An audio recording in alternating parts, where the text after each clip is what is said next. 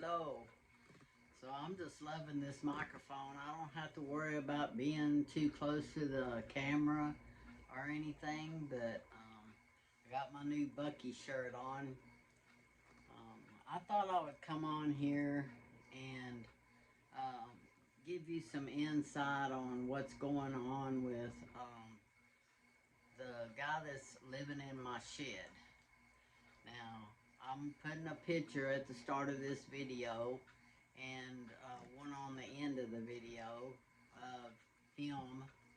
And let me just tell you what's been going on with him. So, you know, when I got back from my vacation from Hawaii, I was actually had planned on going to the courthouse and getting an eviction notice and getting him off my property. Now, how did we get to that point of him being in my shed and me needing to get him off my property? Well, he was a renter. He rented a room from me. And he worked right down the street and he needed to be in this area. So he rented a room from me. And he was here renting a room from me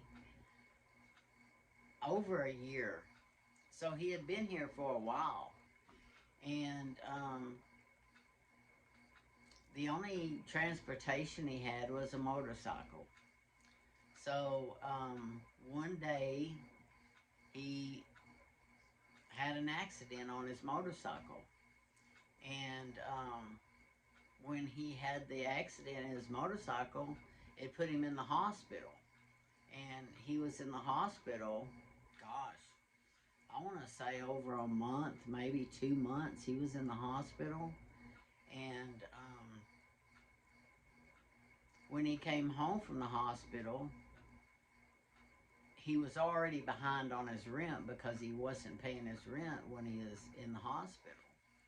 So, since he was living here, the ambulance, you know, brought him home and they pulled up and dropped him off at my house where he lives. So, he came home from the hospital in a wheelchair because he had, you know, broke his foot in this accident. And so he had a cast on his foot. So he had a cast on his foot for quite a while. And I didn't know, but the doctors were trying to save part of his foot while they were trying to repair and leave the cast on for the broken part. And so after months and months of him sleeping on my couch, him not paying rent, one day when he went to the doctor and he was gone and he had, you know, the Uber people was picking him up, or the one that pick you up for free to go to the doctor. And so when he was gone and he came back,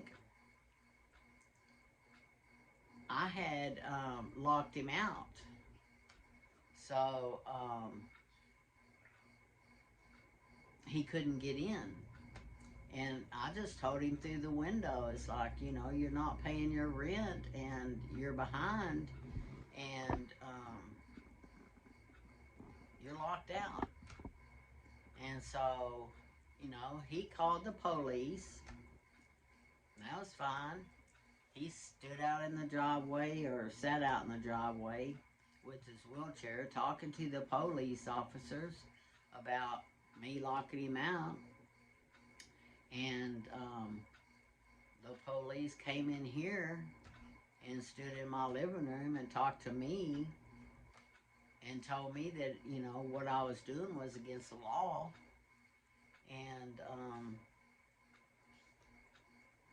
I told the police officers when they told me that, I was like, well, I understand that, but he's not coming back in my house. You know, at that point, John was not bathing. He wasn't keeping his hygiene up. And I was having arguments with him about he needed to bathe. And I even called the home health care lady whenever she was here visiting him. I asked her about it, and she said absolutely she could get somebody to come in and give him a bath. Well, he told them he wasn't going to have that, so he wouldn't take a bath. He wouldn't let anybody help him take a bath. And he was stinking up my house with BO. So I was just done with the BO and his uncooperative. You know, he's sleeping on my couch, expecting me to help him, and I was feeding him, and then he wants to not bathe, and you know, just lay on the couch with his arms up, and the BO's fanning all over the place. It's like, you know, that's kind of gagging, you know, to say the least. So that's why I locked him out, and I told him so.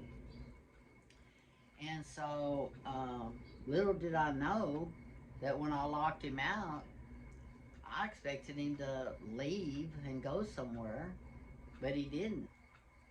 He stayed in my yard. Next thing I know, he's in my backyard just sitting in his wheelchair next to the fence. Well, I watched him all day, and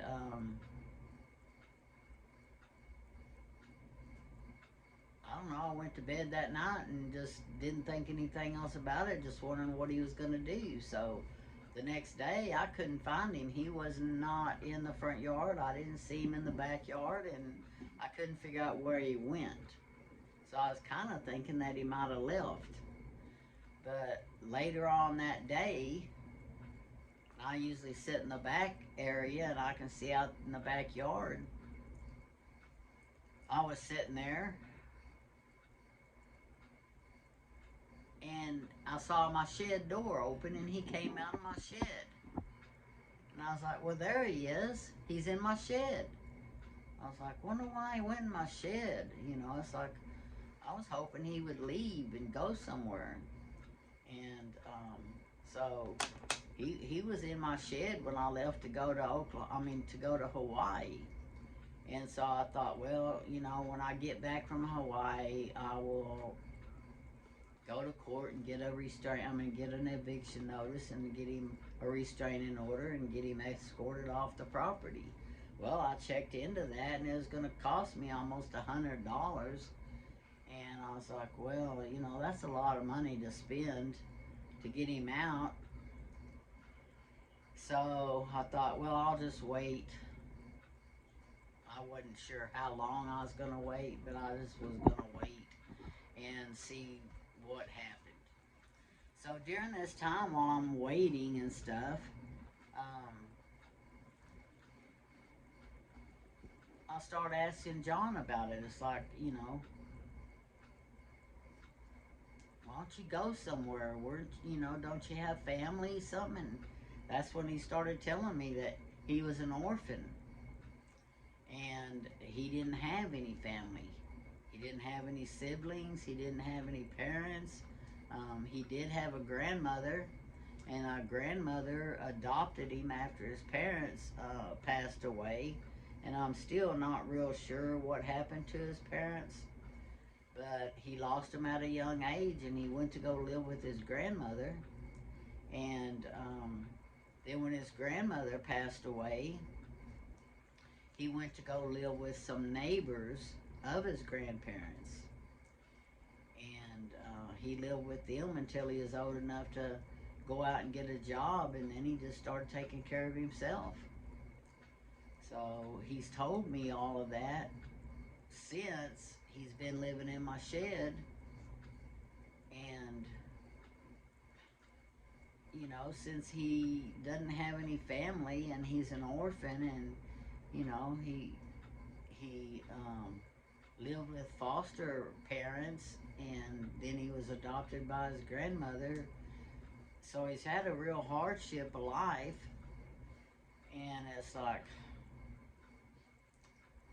I just didn't know what to do. I just didn't feel comfortable going and getting a restraining order on him and putting him out on the curb when he didn't have any family and stuff. So I've just kind of let it coast, and I've been back from vacation since the 30th of April.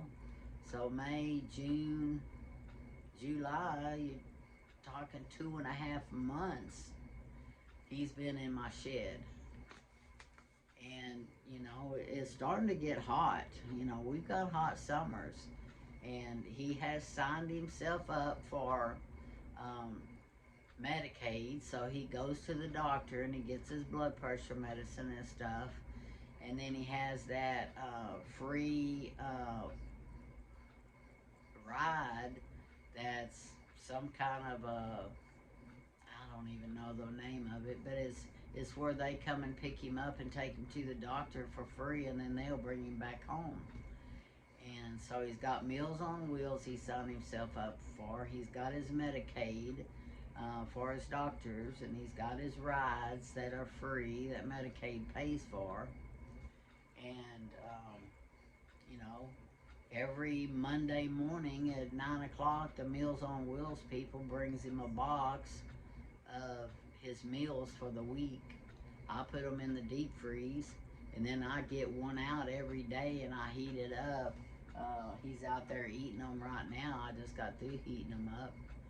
And he comes from the shed to the front and sits on the porch out there on that ramp and eats his TV dinners.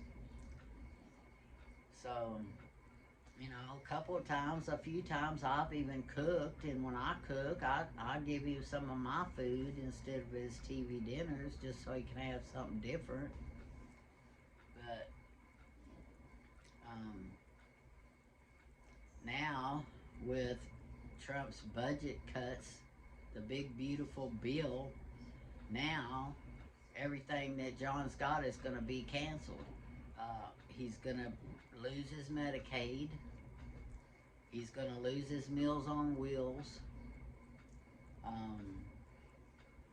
You know, everything that he has,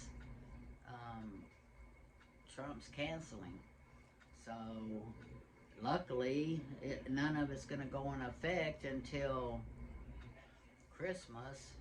Some of it not until next Christmas. So, it's like a 6 months out or a year out before those budget cuts take effect. And his budget cuts, cutting Medicaid and food stamps and Meals on Wheels for the poor, while he's giving tax breaks to the billionaires. So I don't want to get into politics, because that's not what I do on my channel. I'm just telling you why John's in the situation he's in. So when those budget cuts go in, he's going to lose his ride to the doctor. He's going to lose his doctor care, because Medicaid is going to drop his health insurance for the poor. And then his food stamps are going to get cut. His Medicare is going to get cut. Everything he's got is going to be cut. So here I was hoping that he would, you know, be able to get back on his feet, because he's trying right now to get housing for the poor. That I don't even know how you go about doing that, but he's in the process of trying to get housing. So I'm sure that's going to be cut too. But anyway, and then what I didn't tell you is that when I went to Hawaii, John had 2 feet, 2 legs to walk on. Now, one of them was in a cast. You know, y'all have seen him in the backyard pushing his wheelchair back and forth across the backyard. But when I was on vacation in Hawaii and I came home, first thing when he knocked on the door, that's the first thing I noticed, that he had a leg missing. I was like, what happened, John? And he's like, yeah, he's like, you know, the broken foot had so much dead tissue on it and stuff. The doctor's been trying to save it all this time. I didn't even know that he was trying to save his foot. I just knew it was broken. But they ended up amputating his foot, and now he's got like halfway between his knee and halfway between his ankle. His foot's amputated, so now he's in his wheelchair, and he can't get up and walk. So he has already been to a doctor that makes the prosthesis, and he's supposed to be getting a prosthesis, which is a fake leg, so he can walk without being in the wheelchair. And I had asked him how long that's going to take, and he said 3 months, 4 months. So he should get the prosthesis, and everything will be good before those Medicaid budget cuts take effect. Because those are like at Christmas or next year, a year out. So he should be able to get all those done before it starts. But now that he's got his foot amputated and he's permanently in a wheelchair, that just kind of puts his job options even on a fewer, you know, that he's just can't do certain jobs because of it now. So his application is dropped in what he can do for a living. So I don't know. We're just sitting here taking one day at a time. I'm not trying to stress him out about anything right now. I'm just trying to just see what happens, you know. His Meals on Wheels is paying his own food, so he's really not costing me anything. Um, he doesn't have anything in the shed right now that's using electricity, and I've given him some of those light bulbs that are you can charge with the USB thing and charge them up. So he has one of those light bulbs in there that he uses at night so he can see. And he doesn't have any air conditioning, but he was using a heater out there. But you know it's too hot for the heater now, so he's pretty much not costing me anything. So as long as he's not costing me money, and he's providing his own food now, and everything seems to be looking up for him right now, I'm not gonna go to court. I'm not gonna get an eviction notice on him. Um, you know, John was a real good renter. Um, he always paid his rent on time. He was always nice to me. I didn't really know John very well because he never really talked to me the whole time he was a renter. I would say hi to him when he come in and out the front door, but you know, I don't know him. So I've really gotten to know him now that he's in his hardship. I've got to know him more now than I ever did in a whole year. So in 2 months, I know more about him and know him better than I did for a whole year. So he does have a government phone now.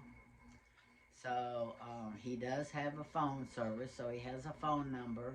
He can call his own doctors.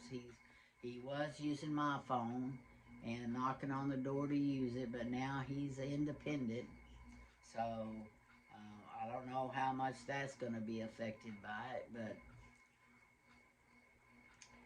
that's, you know, I just wanted to come on here and let y'all know what was going on with him and where he is in his process of getting back on his feet and being independent, you know, without me or without living in my shed. But, you know, it's just, you know, sometimes life just is up and down like roller coasters, you know. I mean, I've had hardships in my life, and even living in this house trying to pay for it for 30 years, I've almost lost this house twice when I was trying to pay for it because I got laid off on my jobs, and you know, without an income, you don't have money, you can't make your house payments. So, you know, the economy's bad right now, and a lot of people are struggling. So we just need to be kind and be understanding to people in need, and just do the best we have, to work with.